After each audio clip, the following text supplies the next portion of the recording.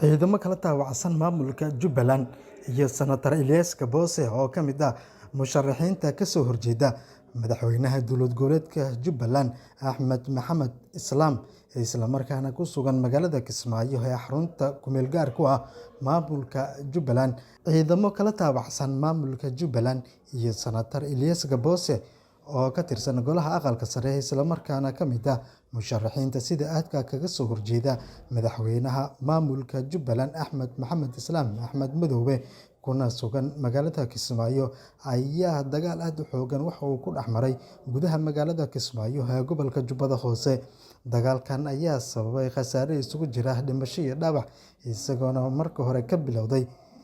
isfahamwaa soo kala dhexgalay kolonyo galbinaysay Senator Elias Kabose iyo ciidamo booliis ah oo ilaalinayay wadada dheer ee xiriirisa madaxtooyada ee magaalada Kismaayo ee gobolka Jubbada Hoose. Dagaalka ayaa inta la og yahay waxaa la soo warinayaa inuu ku dhintay askari ka tirsan maamulka Jubbaland iyo darawalkii Senator Elias Kabose isla markaana isfahamwaaga uu soo kala dhexgalay labada ciidan ay sababtay in labadaasi marxuum ay ku geeriyoodeen, iyadoona sidoo kale la soo warinayo inuu jiro khasaaro kala duwan oo soo gaaray dhinacyada dagaalamay. Marka laga reebo labada ruux ee ku geeriyootay, waxaa jirtay dhaawacyo culus oo laga soo warinayo in xilligan lagu dabiibayo magaalada Kismaayo ee dowlad goboleedka Jubbaland. Magaalada Kismaayo ee xarunta ku meel gaarka ah maamulka Jubbaland ayaa saacad waliba laga filan karaa in mar kale dagaallo ay ka dhacaan maadaama musharaxiin si aad ah kaga soo horjeeda Axmed Madoobe ay ku sugan yihiin magaaladaasi. Maalinta beritaha ayaa loo madalsan yahay in Kismaayo ay ka qabsoonto doorashada madaxweynaha dowlad goboleedka Jubbaland, iyadoona musharaxiinta maanta qaarkood ay qaadanayeen shahaadooyinkooda musharaxnimo. Yeeshee waxaa jirta in siyaasiyiin ama musharaxiin si aad ah kaga soo horjeeda Axmed Madoobe ay ku sugan yihiin magaalada Kismaayo ee gobolka Jubbada Hoose.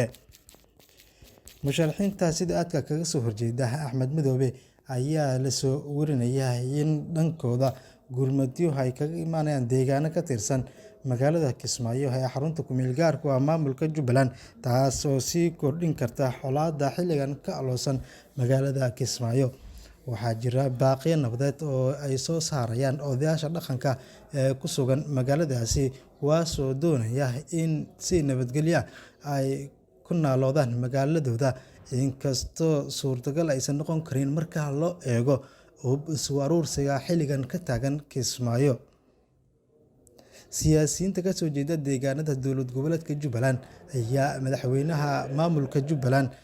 sidoo kale ka dalbanaya in doorashada dib u dhigo isla markaana ay noqoto doorasho wadar oggol ah oo bulshada ku nool deegaanada dowlad goboleedka Jubbaland si wadajir ah ay kaga qayb qaadan karaan. Gobollo ka tirsan maamulka Jubbaland gaar ahaan gobolka Gedo ayaa si aad ah looga soo horjeeda Axmed Madoobe, taas oo sababaysa in khilaafka xilligan ka jira Kismaayo uu sii kordho.